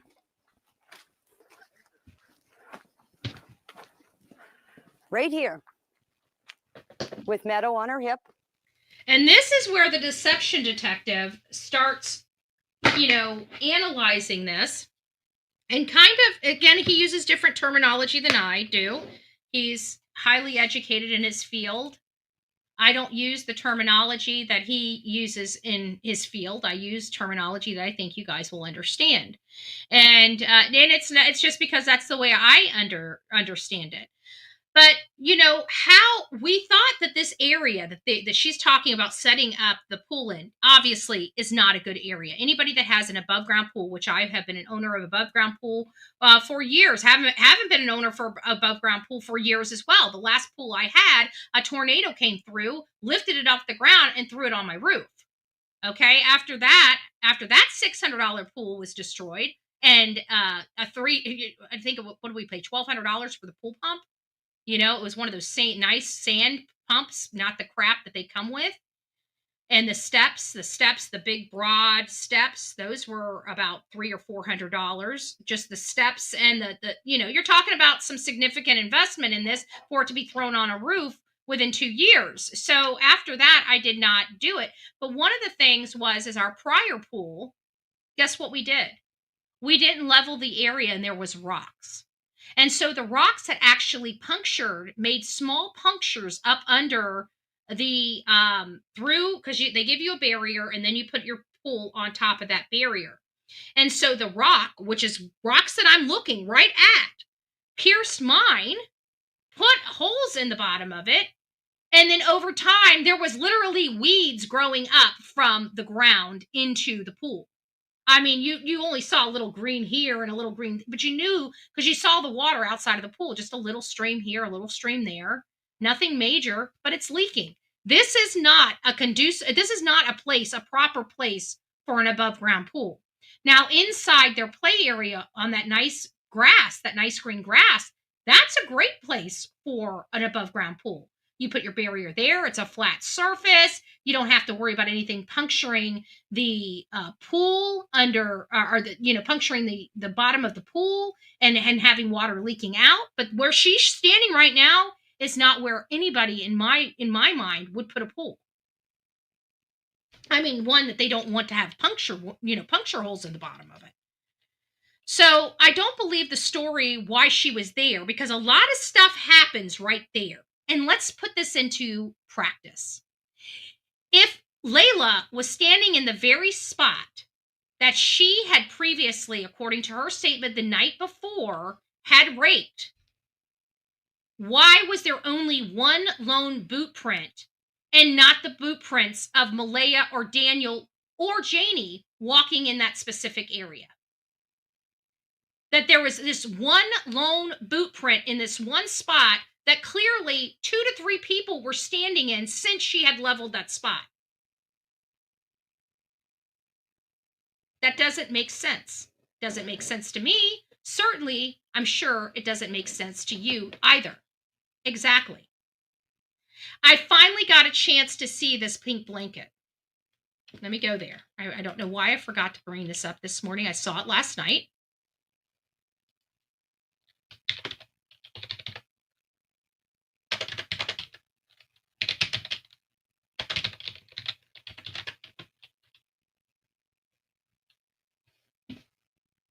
I think I might have sent it to myself so I wouldn't lose it, but let me see if I can find it real quick.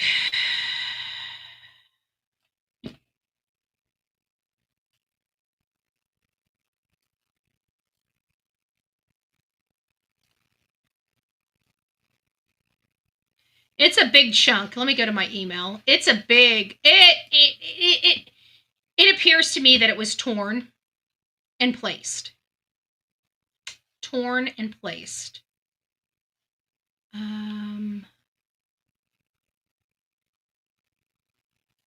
Is this it?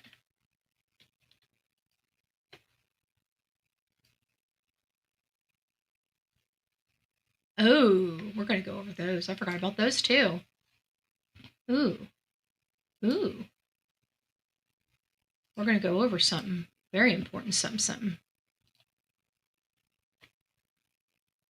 Me show. I think maybe this is it. Please tell me this is it.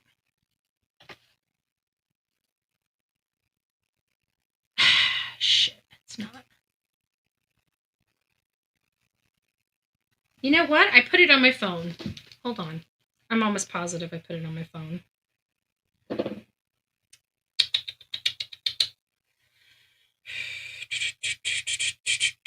I did put it on my phone. Hold on, let me send it.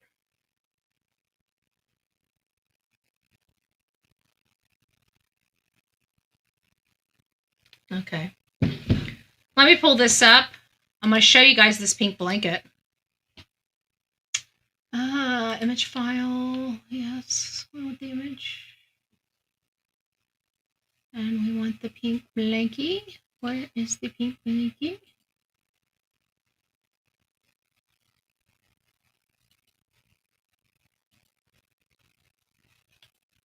My whole computer is like gunky up right now. I don't know what's wrong with it. There it is. Here we go. So you're not talking about a small item. I mean, from where I'm looking at, that looks like a pink strip. You can see the bodies of the searchers, the yellow and the green searchers in the field. And between the two searchers is a section of that pink blanket that's in a tree. Correct. Now, if you look at where it is, it's about shoulder length, height. Somebody could have easily just walked by and threw it up there.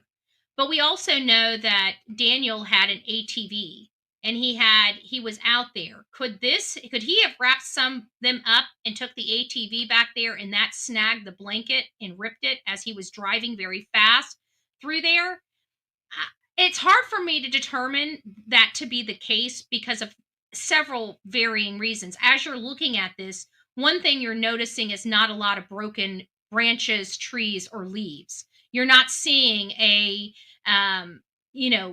pressure breaks on stuff like an ATV is going through here at a high rate of speed. So that leaves me to believe that this was ripped from that blanket. The blanket was in the garbage can. It was either placed in the garbage can before or after the children went missing. And it sounds like a portion of that was ripped off because I can see the tear of the pools. I mean, down at the bottom, closer to the ground, you see the fraying, the length of ripping that took place. This is something that was ripped, in my opinion. And so I believe it was ripped from the pink blanket in the garbage can and placed here the evening of May 2nd after the searches had concluded. And I believe it was done that way because the only person that was watching the searchers and where the searchers were going was Daniel. I believe Daniel and Malehya both know where those children are, and I think this was a way to distract people from the area where they were. At this point, do I believe that they could have potentially been moved? Yes, I do. If we look at any cases like we're dealing with here, let's go back to Adam Montgomery and Harmony Montgomery. Harmony Montgomery was moved, was moved for months. Months was moved. So we know she was moved at least 5 times while she was decomposing, and then he ultimately got some type of tool and took care of the rest of the situation. But she was moved. Do I believe at this point? I mean, Daniel's the only one out there. Daniel's the only one. His mom is not being forthcoming here, in my opinion. I'm not feeling a forthcoming woman here. I'm feeling a woman that's trying to protect, preserve, salvage, as opposed to advocating for, trying to find. These are different behaviors than what we want to see in a family member searching for a family member. And I come out and I said, "What's up?" She said, "Jack and Lily are missing." I said, "How long?" She said, "About 20 minutes." I closed the door, got my boots on, came out here, ran up in the woods. Just right up here. The kids have a little fort that they made out of sticks and fir branches. And I truly do believe if they did wander off that they would have gone up there to play. But that's not what happened because they went straight up there and the kids were not there. This is in the middle of nowhere. These children there's not a whole lot of traffic that comes and goes through there. So if they're not there, the story doesn't make sense. I believe she's telling people what she needs to. I believe she is hurting over all this. I believe her, much like Belinda said, her world's turned upside down. But at the end of the day, we all know she's not being forthcoming or truthful. There's a lot of stuff missing here. And if she wants people to believe her, she needs to be believable. And this is not believable to me. I mean, yes, I believe a good portion of it. Do I think she's directly involved? No, I do not. But her son is directly involved. And I believe she's the kind of mother. I mean, I'm looking at her sons, both of them. She didn't raise them well. Obviously, she caused a lot of childhood trauma in these boys' lives for them to be the way they are today. So this is how I have to look at this situation. So she's never going to take personal responsibility for how she raised her children. She's not going to take personal responsibility for what's going on this property that she resides. She's not taking any personal responsibility. She's giving excuses and trying to explain stuff away. I don't like that. So yeah, the world's not going to be very easy on this lady. It's easier for her to, if you're part of a guilty family or something doesn't add up, don't lie to the public. They will find out and they will turn your life upside down for it. Because what it does is it makes some other people, I don't believe she's personally involved, but because of her being deceptive here and it being very well documented that it's deception here that we're feeling and seeing, because she's contradicted some of her own statements in this interview already. With that being said, people may take that as her personal involvement in this case, and that's horrible to have that kind of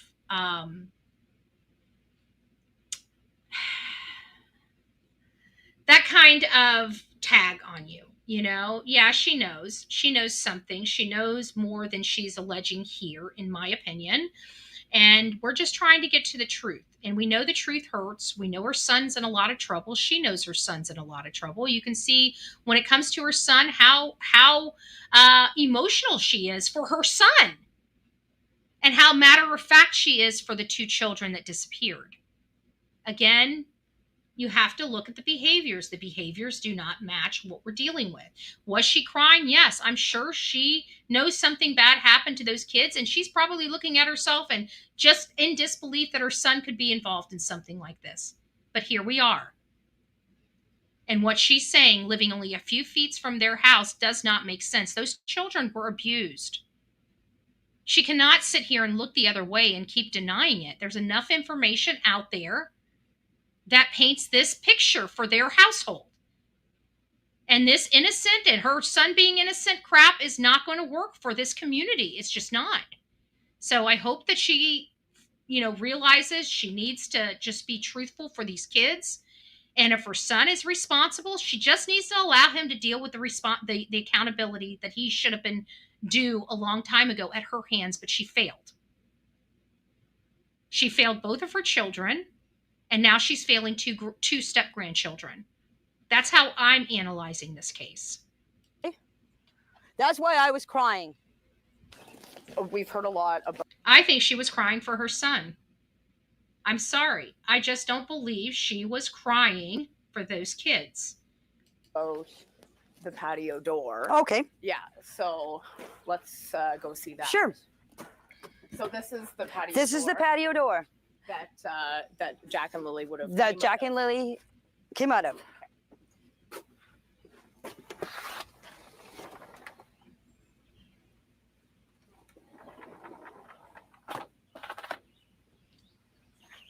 Remember, this is Malehya's alibi. Malehya's alibi is this door. Malehya is the one that said this door has no noise. We heard noise coming from that door. Now, the question is whether they heard it down into their bedroom. And that is where the issue starts becoming subjective, because we're not living in this trailer. We're not in the back bedroom. We don't know if the TV was on. We only have the statements from the parents. But this idea that this door makes 0 noise or is noiseless or is quiet, we all knew couldn't have been true, because even the best, most expensive sliding glass doors make noise from the wheels rolling. They might be soft noises. It may glide very easily, But the idea that the sliding glass doors make zero noise is impractical. And so tell us why we've heard about the patio door. Because everybody's saying on Facebook, on YouTube, on TikTok that the patio door makes a noise. And it did. We all heard it. So, still avoiding the elephant in the room, the door does actually make noise. So this idea that, saying that they can't hear the noise that it makes is one thing. But Malehya says that the door doesn't make noise at all. Those were her statements. And clearly that has been found not to be true. That door does make noise. And it makes a very specific noise at the end as it's being closed. And why they didn't hear the door open. So I don't believe a lot of her statements. We'll get back to that. I wanted you guys, actually, we'll have to do this later. What time is it? It's 11:30. Okay. So this is what we're going to do. We're going to pick this up. As you guys know, I'm coming back later this afternoon. We'll be running from a different video streaming service. We're going to try one out. I'm not going to take too long. It's going to be an hour or less for the show. We'll discuss what happened in court, how court went, and then we'll get over here. Somebody has dropped the mother lode of Daniel text messages. And we're going to be going over those text messages because I believe, since this is the way he's communicating, we're going to find leakage in the print. He's not communicating verbally or getting on camera for people to ask him questions, but he's trying to answer questions in chat. And that is not working for me. That tells me that, he's wanting the appearance of being helpful without really trying to be helpful. The Kohberger trial is happening now. The sentencing of Bryan Kohberger is happening. Will the judge force him to tell what he knows? It doesn't seem like it. I feel so bad for this family. They're literally going in there not knowing. Think about it. They're having to do impact statements when they have no clue what truly happened to their loved ones. The University of Idaho shit on their students. And I'm going to say it just like that. I will never, ever recommend from this point forward, I'm going to tell all of my people, keep your students away from the University of Idaho. The University of Idaho shit on victims. That's what they did. They shit on them. Now, I'm fine with Ethan's family being okay with everything and just never fighting for their son. Ever fighting for him and just being, nothing's going to bring him back, throwing their hands up. But there were still 3 other victims there. It wasn't all about the Chapins. It's not all about their children. There were other people's lives there. And this is not okay. And if they're fine with that, that's their life. That's their son. They are more than welcome. I respect their decisions. It's definitely not what I would do. However, it's not what the other families are doing. And the other families were blindsided by this deal. And the other families are going in there to give an impact statement when they do not even know what the hell happened to their children outside of them being brutalized and deceased. They have no idea what this man truly did to them. They've blocked all the pornography. Bill Thompson got up there and tried to say this was not a sexually motivated killing. With all this disgusting crap on Bryan Kohberger's phone, Bill Thompson, you old coop, you need to get the hell out of office. You need to pack up your shit, retire, and be done. You did a disservice to your community. You did a disservice to that university. Shame on a lot of you. Shame on a lot of you. But you know what? Shame on the state of Idaho as a whole. Shame on all of you. What you did to those families were disgusting. Were disgusting. And I'm going to tell you right now, if I ever in my life see something like this happening, we will react. We will not be nice to the university. We will be there with picketed signs. We will be there in force. We will come 100 strong to their front door. Next time, we will not give them the break. We will not give them the benefit of the doubt. We will be fighting for these victims every step of the way. So something like this never happens to another family again. Shame on you, Bill Thompson. It's time for you to hang up your hat and get the hell out of office. You caused more injury, or just as much injury, to this family as the murderer did. There's my statement. All right, guys, go and figure out what the judge, we already know what the sentencing is going to be. Life imprisonment. Nobody's going to learn anything. It's going to be tooth and nail for this poor family, these poor families, to even learn what happened to their children. And that's a damn shame in America. I am so sick of this corrupted legal system that we have. It's got to change. It's got to change. All right, guys, we will be back later this afternoon after our court hearing. God bless each and every one of you. Rock it out with your coffee beans out. Don't forget to be fearless. If you see something, say something. An ounce of prevention is worth a pound of cure. And until next time, please be safe, but more importantly, kind to one another. From the East Coast to the West Coast, we are everywhere true crime is. We are asking for the public's help. We are searching in the woods. We are doing what it takes here on the Bullhorn Betty channels to find answers to the most alarming cases we have been watching on the news. I can tell you personally that I have traveled this entire country seeking these answers and bringing that content right here to you here on the Bullhorn Betty channels and Bullhorn Betty Crime Stories. We are happy with the work that we've done. We brought many answers to the public, and we have defied mainstream media in our pursuit of the truth in these cases. We will continue to work, we will continue to fight for these victims, and we will continue to tell their stories here on my channels. Welcome to the Bullhorn Betty brand of channels and the Coffee Club. Thank you for your love, thank you for your support, and more importantly, thank you for allowing me to bring these victims' stories to each and every one of you, advocating for each of these victims. God bless you, God bless America, and more importantly, God bless our victims.